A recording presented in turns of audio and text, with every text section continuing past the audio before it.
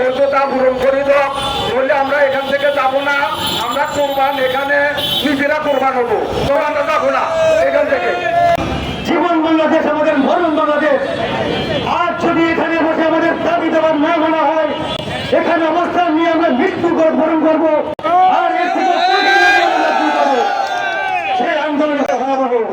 আজকে ৪৪,০০০ কৃষক এই বাংলাদেশে, কৃষক নয়, খুচরা সার বৈধতা পূরণ করে দাও, বললে আমরা এখান থেকে যাবো না। আমরা কোরবান এখানে নিজেরা কোরবান হবো, তবে আমরা যাবো না এখান থেকে। এক কথা, আমরা যদি অবৈধ কোনো দোষটাকে দুর্নীতিটাকে দেখো, সরকার দেখো, কৃষি অফিস দেখো, জনগণ দেখো, দেখি তারা তথ্যটা করে আমাদেরকে বাদ দাও, আমাদের কোনো আপত্তি নাই। তবে ৪০ বছর আগে ৩০ বছর আগে ভেবেছিলাম আসলে, তো তাহলে যারা আরে ১৭ বছর আগে চাকরি হচ্ছে সরকারি চাকরি, তাদেরকে অবাধ্য।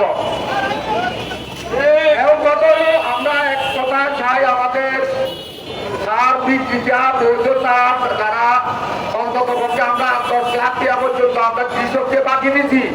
কৃষককে বাকি দিয়ে কৃষকের মাঠে ধান এখনো ধান দিতে পারে নাই। আমাদের টাকাগুলো কৃষকের হাতে রয়ে গেছে। অতি কষ্ট করে বাংলাদেশের এ প্রান্ত থেকে এসে আমরা হাজির হয়েছি। আজ ৯টা থেকে এ পর্যন্ত ক্লান্ত করে পরিচ্ছন্ন করে আপনারা রাস্তার পর দাঁড়িয়েছেন, ঘর দিকে দিচ্ছেন, তাও বসে আছে।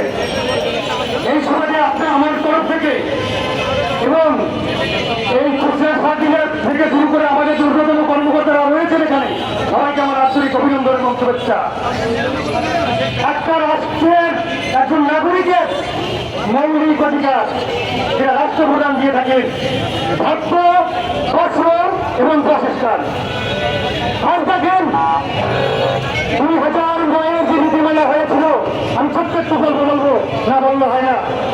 ১৯৯৯ সাল থেকে ২০০৯ সাল পর্যন্ত আমি দেখেছি বাংলাদেশে যারা কৃষক ছিল তারা গঞ্জে গিয়ে সারা ঔষধ দিয়ে কীটনাশক কিন্তু গঞ্জে, আমাদের গ্রামে গঞ্জে, এবং টাকা রাজ্যের মাথায় ঘুরে এলাকায় ছিল সুদের ব্যবসায়ী। আমার দেশের কৃষকরা, আমার বাবা নিজে, আমি একজন কৃষক, আমার বাবা নিজে ওই কি হয়েছে সুদ মহাজনের কাছ থেকে ১ বছর ৬ মাসের জন্য ১,০০০ টাকা আনত ১ মণ ধান দিয়ে। মাননীয় বন্ধুগণ এবং আমাদের যারা বাংলাদেশের কৃষি কৃষকদের আছেন, কতটা সত্য ক্রিয়া মিথ্যা আপনারা প্রমাণ করবেন এবং ফেসবুক লাইভে টিভি চ্যানেল অনেক জায়গায় আপনারা এটা কমেন্ট করে জানাবেন। আমি নিজে দিয়েছি সেই ধান যখন ২০০৯ নীতিমালা এলো, খুচরা সার বিক্রেতারা সার দিয়ে হাঁটাতে শুরু করলো। আমার ১,০০০ কৃষক আমি সার পেয়ে আমার ৩০ লক্ষ টাকা গ্রামে বাকি দিয়েছি। আমার ৩টি ছেলে মেয়ে, তারা রাজনীতি ছাত্র। আজকে যদি এই নীতিমালা থেকে আমাদেরকে বাদ দেওয়া হয়, আমার ছেলেরা কি করবে, আমি কি করবো, আমি কি খাবো? অন্ন হারাবো, বস্ত্র হারাবো, বাসস্থান হারাবো। আমার ছেলেরা কি হবে? নেশাগ্রস্ত হবে। আজ আমার ছেলে মেয়েদের তারিখ সঠিকভাবে লালন পালন করতে পারছি খুঁজে ব্যবসার বিনিময়। মাননীয় প্রধানমন্ত্রী মহোদয়, আপনার মাতা মাটি মানুষের নেতা, আপনার পিতা বলে গিয়েছেন, জীবন বাংলাদেশ আমার মরণ বাংলাদেশ, প্রথম বাংলাদেশ আমার শেষ বাংলাদেশ।